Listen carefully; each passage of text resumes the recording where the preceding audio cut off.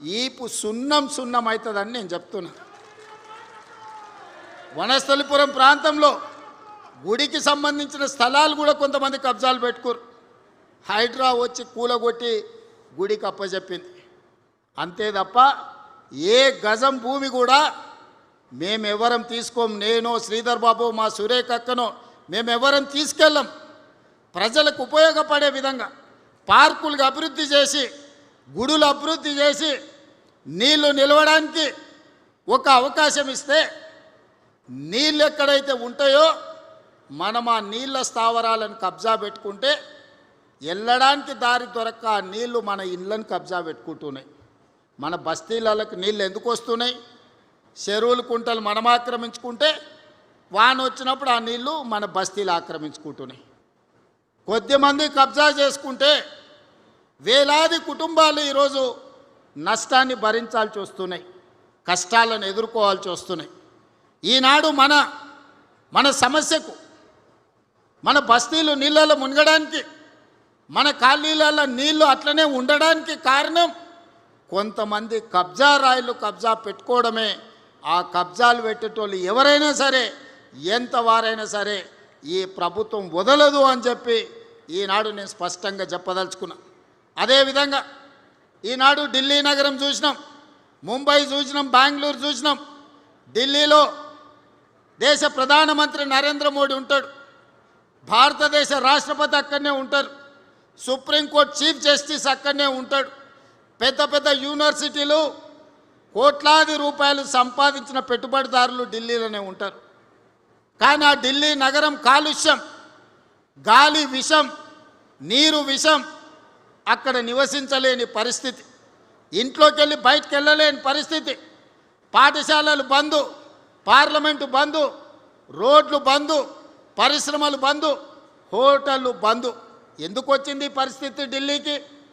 అక్కడ పాలకులు పట్టించుకోకపోవడం, పాలకులు కాలుష్యాన్ని నియంత్రించకపోవడం వల్ల ఇవాళ ఢిల్లీ నగరానికి ఆ పరిస్థితి దాపురించింది. ప్రధానమంత్రి గారు కూడా ఏమి చేయలేని పరిస్థితి. ముంబైలో వర్షం వస్తే 24 గంటలు ఇంట్లోకి వెళ్ళలేని పరిస్థితి. బెంగళూరులో ఇంట్లో నుంచి బయటకు వస్తే ఎయిర్పోర్ట్ పోవాలంటే ఎప్పుడు పోతాడో, విమానం ఉంటుందా ఎగిరిపోతుందా తెలియని పరిస్థితి. అందుకే ఈనాడు మన నగరానికి ఆ పరిస్థితి రావద్దు. ఈనాడు మన నగరాన్ని గొప్ప నగరంగా, విశ్వ నగరంగా తీర్చిదిద్దుకోవాలి, అంతర్జాతీయ ప్రమాణాలతో అభివృద్ధి చేసుకోవాలనే ఒక గొప్ప లక్ష్యంతో ఈనాడు మూసీ నది పునరుజ్జీవన కార్యక్రమాన్ని పెట్టుకున్నాం. మూసీని ప్రక్షాళన చేస్తామంటే ఈనాడు మనకు అడ్డం పడుతున్నారు. ఆయల్ల చాదర్ఘట్ ఆ ప్రాంతంలో మూసీ నది ఒడ్డున ఉన్న వాళ్లకు ఆనాడు అక్కడ ఉన్న ఇండ్లన్నీ టీకేఆర్ కాలేజీ దగ్గరికి తరలించిండ్రు. ఏదన్నది నందనవనం. ఆయల్ల నందనవనానికి వెళ్ళమంటే వాళ్ళందరూ చాలా దుఃఖానికి లోనైన. ఇవాళ నందనవనం ఓట్లు లేకుండా ఎవరు ఎమ్మెల్యే కాని పరిస్థితి వచ్చింది. ఎవరిక్కడ ఎమ్మెల్యే కావాలన్నా మొట్టమొదట నందనవనంకి పోయి అక్కడ ఉన్న వాళ్ళకి దండం పెట్టుర్రా నాయన అని చెప్పుకునే పరిస్థితి. ఎంపీగా నిలబడ్డప్పుడు నేను కూడా నందనవనానికి పోయి మా అక్కలందరినీ ఆడగలిచి వచ్చినాను. ఇవాళ నందనవనానికి ఒక ప్రత్యేకత వచ్చింది. తీగల కృష్ణారెడ్డి కాలేజీ ప్రాంతంలో ఈరోజు ఫ్లైఓవర్లు వేసుకున్నాం. ఈరోజు ఔటర్ రింగ్ రోడ్ వచ్చింది, రోడ్ల వెడల్పు కార్యక్రమం అయింది. ఇవన్నీ కూడా ఆనాడు ముందు చూపుతో చేయకపోయిన ఉంటే, హైటెక్ సిటీ కట్టకపోయిన ఉంటే, ఔటర్ రింగ్ రోడ్ అంతర్జాతీయ ఎయిర్పోర్టు నిర్మించకపోయిన ఉంటే, ఐటీ ఫార్మా కంపెనీలు తేకపోయిన ఉంటే ఇవాళ అంతర్జాతీయ స్థాయిలో మనకి గుర్తింపు వస్తుండేనా? ఆయల్లో కూడా కుట్రలు చేసిన వాళ్ళు ఉండ్రు, కడుపులో విషం పెట్టుకున్న వాళ్ళు ఉండ్రు, కాళ్ళల్లో కట్టెలు పెట్టిన వాళ్ళు కూడా ఉండ్రు ఆయల్ల. కానీ ఆయల్ల పాప దేవేందర్ గౌడ్ గారు నిరంతరం కృషి చేసి ఆ రోజు భూసేకరణకు సద్దన్నం కట్టుకొని పోయి కూర్చొని 5,000 6,000 ఎకరాల భూమి ఎయిర్పోర్ట్ కోసం సేకరించే దాంట్లో దేవేందర్ గౌడ్ గారు తీవ్రమైన కృషి చేశారు. ఇవాళ ప్రపంచ చిత్రపటంలో శంషాబాద్ ఎయిర్పోర్ట్ వచ్చిందంటే దేవేందర్ గౌడ్ లాంటి వాళ్ళ కృషి ఎంతో ఉంది. హైటెక్ సిటీ ఆ రోజు కట్టింది కాబట్టి ఐటీ కంపెనీలు వచ్చినాయి. మరి నేను మా సోదరులను అడుగుతున్నా, మా ఎల్బీ నగర్ సోదరులు నాకు కుటుంబ సభ్యులతో సమానం. ఆ ఎల్ల సిరీస్ ఫ్యాక్టరీ ఉంటే ఈ ప్రాంతంలో అన్నం వండుకుంటే ఎట్లుండేదో మా అక్కలు చెప్పాలి. పాత తరం వాళ్ళు ఉంటే వాళ్ళకి తెలుసు.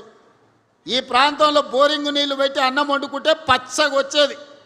సిరీస్ కంపెనీ దెబ్బకు ఈడ ఇండ్లు ఎక్కడెక్కడికి పోయి భూముల విలువ లేకుండే. సిరీస్ కంపెనీ బంద్ అయినాకనే మనకి ఈరోజు బోరింగ్ నీళ్లు కనీసం అంట్లు తోముకోవడానికి ఉపయోగించుకుంటున్నాం. ఒకప్పుడు మూసి 6 అయిందంటే దిల్చుకున్నారు బస్ స్టాండ్ కాడ నోరు తెరిచే పరిస్థితి లేదు. నోరు తెరిస్తే నోటి నిండా దోమలు పోయేది. చికెనో మటనో తిన్నట్టు ఉండేది దోమలు తింటే. పాత తరం ఉన్నోళ్ళకి చాలా మందికి తెలుసు, ఇప్పుడు కొత్త పిల్లలకు తెలియకపోవచ్చు. ఇవాళ వీళ్ళందరూ ఇదంతా బాగానే ఉంది అనుకుంటారు. మూసి దెబ్బకు ఈ ప్రాంతంలో ఇల్లు కూడా కిరాయికి తీసుకునేటోళ్ళు వచ్చేటోళ్ళు కాదు. ఏంటంటే నేను దిల్చుకున్నారులోనే ఉండిపోయినా, నాకు తెలుసు మూసి పక్కలే ఉంటే ఎంత కష్టం ఉంటుందో. ఆ దోమల దెబ్బకు చీకటి పడుతుందంటే రాత్రంతా మేల్కతో ఉండేటోళ్ళు దోమలు కొట్టుకుంటే నిద్రపోయేటోళ్ళు కాదు. సంటి పిల్లలు ఉంటే ఇక వాళ్ళ బాధ చెప్పనాతీతం. అందుకే ఇవాళ మూసి ప్రక్షాళన చేయాలని, రోడ్లను విస్తరించుకోవాలని, చెరువుల నాలాలను కుంటల్ని కబ్జాలను తొలగించాలని, ఒక మంచి వాతావరణం కాలుష్యరహితమైన నగరాన్ని ఈరోజు మన ప్రజలకు ఇవ్వాలని ప్రభుత్వం ప్రయత్నం చేస్తుంది. ఇవాళ మనకు నగరం విస్తరిస్తుంది, అవసరాలు పెరిగిపోయినాయి. అందుకే ఈ ప్రాంతంలో 30,000 ఎకరాలలో భారత్ ఫ్యూచర్ సిటీ కట్టుకుందామంటే మీకు భారత్ ఫ్యూచర్ సిటీ వద్దు, మీకు మొత్తం కాలుష్యం ఉండే కెమికల్ ఫ్యాక్టరీలు కట్టుండి సిరీస్ లాంటి ఫ్యాక్టరీలేనంట ఒక 1000 ఫ్యాక్టరీలు తెచ్చాడు కడతాడంట. ఒక ఆయన తాటి సెట్ చెప్తున్నాడు. అక్కడ ఫార్మా కంపెనీలే ఉండాలి, మేము వచ్చినాక ఫ్యూచర్ సిటీ రద్దు చేస్తున్నామని. మీ ఫ్యూచర్ని ఎప్పుడో ప్రజలు రద్దు చేసిర్రా నాయన. ఒక ఆయన ఫామ్ హౌస్ పోయిన ఇంకొక ఆయన సెట్లంబడి తిరుగుతున్నాడు. ఫ్యూచర్ లేనివాడల్లా ఫ్యూచర్ సిటీ రద్దు చేస్తా అంటున్నాడు. నువ్వు మళ్ళీ వచ్చేసారి సిద్దిపేట గెలితే కదా ఇవన్నీ మాటలు ముచ్చట్లు. నేను ఈ ప్రాంతాన్ని, నా ఊరు ఇక్కడి నుంచే పోయేది. ఈ బాధలు నాకు తెలుసు. నేను ఇక్కడనే చదువుకున్నప్పుడు ఇక్కడనే ఉన్నా. నేను ఇక్కడ ఎవరు ఉంటారు, ఎవరికి ఏం కావాలి.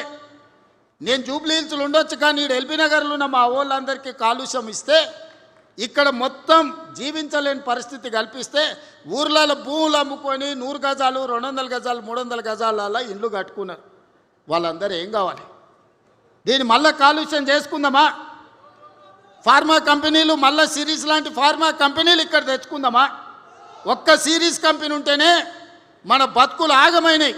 ఆ ఎల్లా దాన్ని వదిలించుకోవడానికే దేవుడు దిగి వచ్చినంత పని అయింది. ఇవాళ అట్లాంటి పరిశ్రమల్ని 100ల కొద్ది తెచ్చి ఇవాళ భారత్ ఫ్యూచర్ సిటీలో మేము పెడతామని దిక్కుమాలినోడు చెప్తుండు. ఎందుకంటే ఆడెక్కడో అక్కడ ఉంటాడు, అక్కడ ఉన్నాయన్ని తెచ్చి ఇక్కడ పెట్టిస్తాడంట. ఈ ట్యాంకర్లు వస్తే పొరక తీసుకొని కొట్టుర్రు అక్క, సలాకి కాల్చి వాత పెట్టుర్రి. ఓ పూట తిన్నా తినకపోయినా గాలి నీరు కలుషితమైతే మన జీవితాలు ఆగమైపోతాయి. దావకాన్లకు లక్షల కోట్లు కూడా సరిపోవు. దావకానకు అట్లా పోయి ఇట్లా వస్తే 2 లక్షలు బిల్లు అవుతుంది. ఏమమ్మి కట్టాలి, ఎక్కడ తెచ్చి కట్టాలి? అందుకే